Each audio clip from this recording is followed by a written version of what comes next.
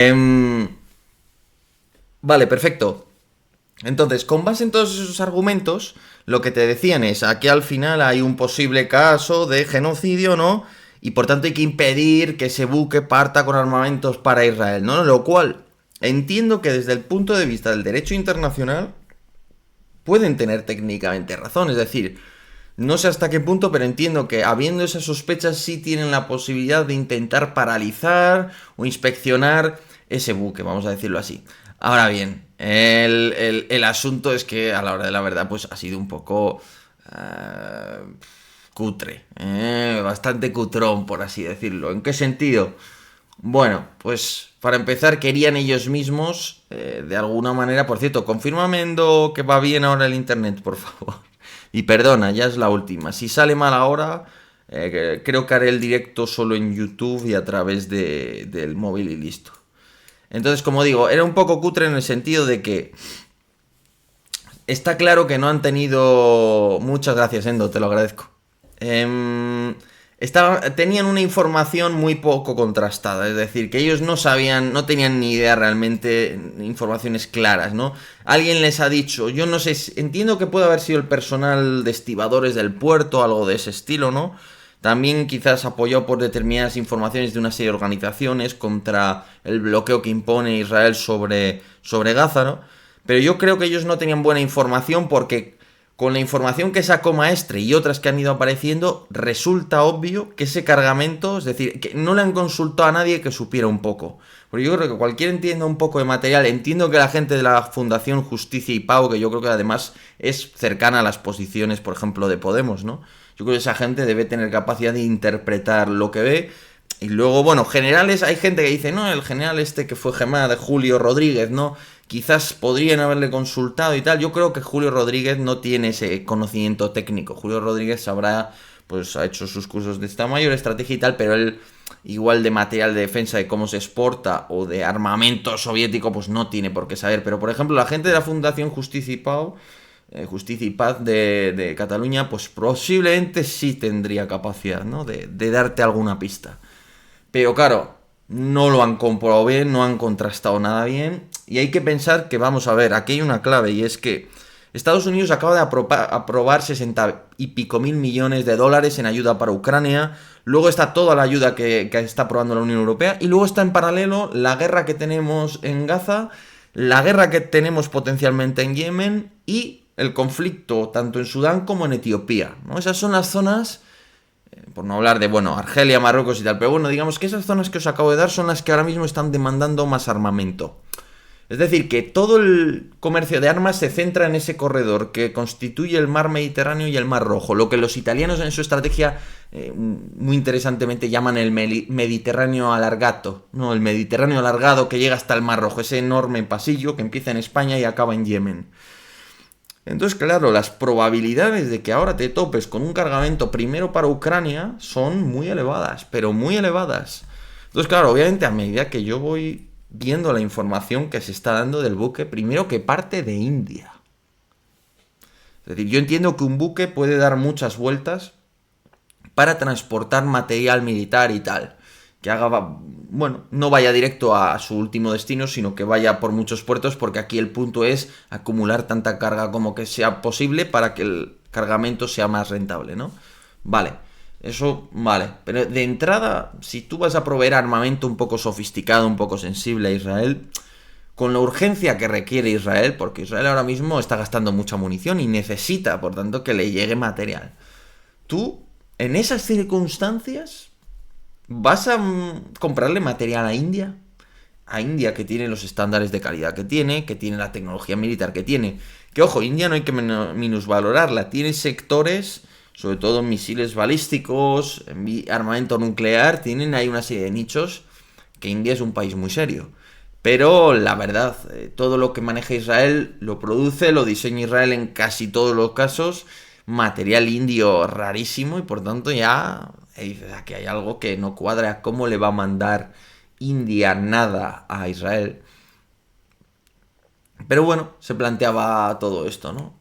Luego además los propios políticos, en este caso de esos dos partidos políticos, podemos sumar, digamos, planteaban ir ellos mismos a abrir los contenedores y a inspeccionarlos. Eso ya es...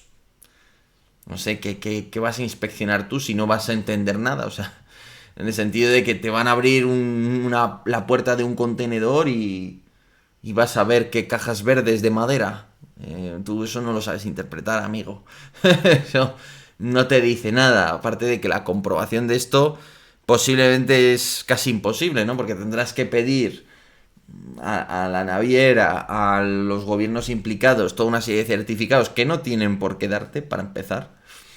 Y en segundo lugar, el tipo de armamento, tú no lo sabes identificar. O sea, yo por ejemplo entiendo que si a mí me llevaran y son lo que parece que es, porque se fueron filtrando muchas informaciones distintas, ¿no?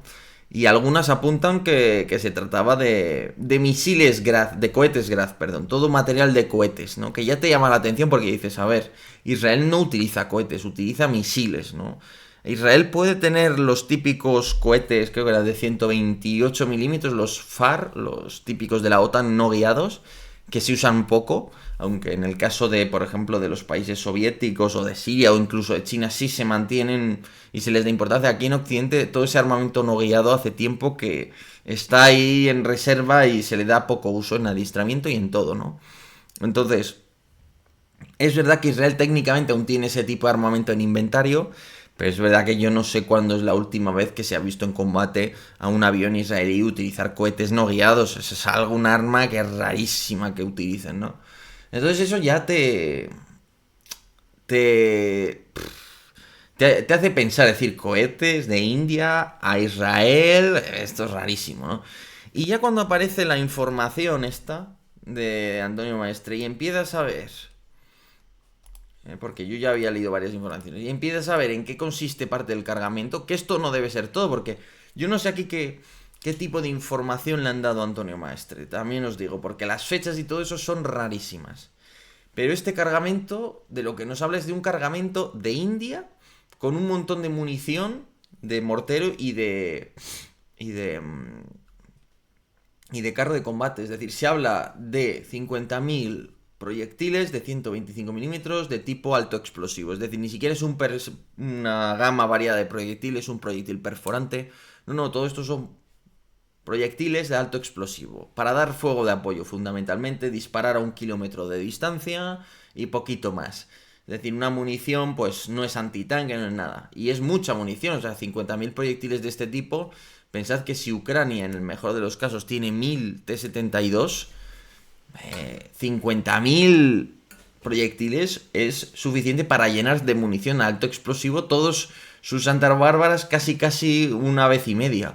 Y de hecho lo normal es que no llenes tu tanque solo con munición de alto explosivo, sino que tengas bastante de alto explosivo, pero también carga hueca, también munición perforante, es decir, que un cargador que lleve de media 20 proyectiles de alto explosivo, que ya está bien para llenarlo, pues lo que nos está diciendo es que solo con ese cargamento se llena todo el cargador de un carro de combate ucraniano 2,5 veces. Es decir, que ¿cuánto tiempo tarda en gastar eso un carro ucraniano? Pues posiblemente varias semanas, si no un mes, una cosa así, si no, depende del ritmo de consumo, ¿no? Pero quiero deciros que no es una cantidad de munición pequeña, ¿no? Y luego ya 80.000 proyectiles para mortero pesado de 120 milímetros también es una cantidad muy respetable. Y todo ello procedente de India. Ahora, sabemos que desde India se está enviando armamento a Ucrania. Más o menos sí se sabía. Es decir, quizás no con un gran detalle, pero sí se había dado ya la información de que parece que India estaba entregando armamento. Pero no se había puesto negro sobre blanco como en este caso. Es decir, de ver muy claramente que solo en este envío ya había una cantidad de material importante y este es solo uno de los envíos. ¿Cuántos más ha hecho India a Ucrania? Eso para empezar. Y segundo, te da pistas sobre qué fábrica produce esa munición, dónde se está embarcando, en el puerto de Chennai, ¿no? Qué rutas han seguido, qué navieras están implicadas. Y pensad que la logística de todo este envío pues está relativamente centralizada. Tú no confías en 2.000 millones de proveedores para enviar munición a Ucrania, confías en unos pocos, ¿no? Es decir, que has dado pistas muy importantes sobre el dispositivo. ¿Qué puede hacer Rusia con esa información? Siendo claros, Rusia te puede coger y mandarte a un grupo de Spetsnaz, del GRU, de las fuerzas especiales, de agentes, al puerto de Chennai, que se meta un día en el puerto y le coloque un explosivo a un buque mercante. Que algo así seguramente no lo harían porque con India tienen muy buenas relaciones. Ahora, que se meta y en vez de un explosivo le coloque una baliza para irlo siguiendo bien todo el trayecto y ver si se le hace algo a ese buque. Si solo con hacerle que pierda la propulsión, que sufra un incendio, un pequeño incendio, sí. Es decir, este buque, y nuevamente, por cierto, paréntesis, la munición de 125 milímetros para carro de combate es súper indicativa porque sabemos que Israel tendrá muchas cosas, pero munición de 125 milímetros de carro de combate no. Y República Checa, que es el destinatario final, tiene una flota de carros de combate T-72 mínima, los está sustituyendo por Leopard 2, de hecho, nadie sabe exactamente cuántos T-72 le quedan a Chequia, pero podemos estar hablando de menos de medio centenar. De hecho, la estimación más baja son 30 y la más alta son 100, pero tiene muy poquitos.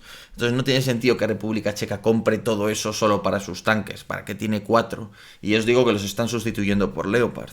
Entonces todo eso obviamente nos daba una indicación muy clara de que esto iba para Ucrania, ¿no? Y yo, además, otras informaciones que he visto hablaban de eso, fundamentalmente munición de cohete, componentes para la producción de artillería. Y claro, ¿qué ha pasado ahora? Esta es una de las informaciones más recientes de todo este pollo que se ha montado. Y es que en ese buque viajaba material para la fábrica de municiones de Granada. Ya sabéis que en España tenemos 3 grandes fábricas de munición, la de fábrica de municiones de Granada, Expal y Trubia. Y en ese sentido lo que se ha venido a indicar es que el buque al final, con toda esta polémica y tal, ha decidido no parar, ha ido directamente hacia un puerto en el mar Adriático para desembarcar ahí la mercancía y mandarla a Chequia, que Chequia ya sabéis que es el centro de distribución logístico de la ayuda a Ucrania, ¿no? Del armamento, ¿no?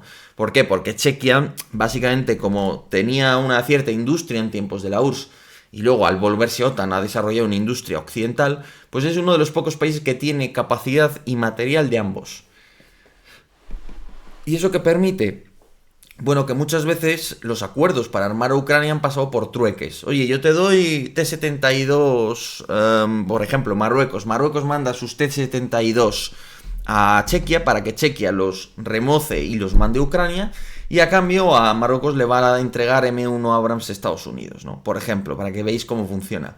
Entonces, esa logística de compras, pues se le hace ahí. Pensad que igual algunos de estos materiales reciben luego modificaciones dentro de Chequia, actualizaciones, nuevas espoletas, se les reempaca, se evalúa el estado de esa compra, porque igual pues viene munición que no está en el mejor de los estados. Bueno, pues ya me entendéis, ¿no? Por dónde vamos. Entonces, la gracia es que este buque llevaba material para la fabricación de munición que había comprado la fábrica de municiones de Granada. Ya sabéis que es una fábrica que, como tantas otras, está produciendo munición a toda leche para la guerra de Ucrania. Munición de 155 milímetros. Y ahora de repente esos propelentes, esos componentes químicos para la fabricación de munición no han desembarcado en el puerto. Han pasado, ¿no? Por la polémica, lógicamente. ¿Qué significa todo esto? Pues que, con todo mi respeto, pero con muy poca diligencia, muy poca profesionalidad, se ha querido hacer una jugada política para aprovechar el asunto de Gaza, que es obviamente muy serio, y eso ha llevado a que se haya descubierto toda la logística de un envío de material de un país relevante como es India, y encima se ha afectado la fabricación de munición dentro de una de nuestras fábricas, que no es algo que vaya a cambiar la guerra, obviamente. Esto es algo que, bueno, puede tener su importancia si los rusos lo explotan para hacer algún tipo de sabotaje. Pero en todo caso, yo creo que debe suponer una reflexión. Y de hecho, en el hilo que hice en Twitter explicando por qué esto era material para Ucrania, pues lo apuntaba, que al final no se trata tanto de que Sumar o Podemos o quien sea no haga esto. Se trata de dejarle un mensaje a la clase política que se entere de que estos temas no se pueden tratar como se tratan tantos otros, desgraciadamente, en la televisión, porque son temas muy serios. Todo lo que involucre comercio de armas, pues es fácil instrumentalizarlo porque suena muy mal desde el primer momento y al ciudadano medio es muy fácil venderle que cualquier movimiento de armas es algo ilegítimo y tal. Pero no se deben tratar así y desde luego es muy poco profesional no haberte cerciorado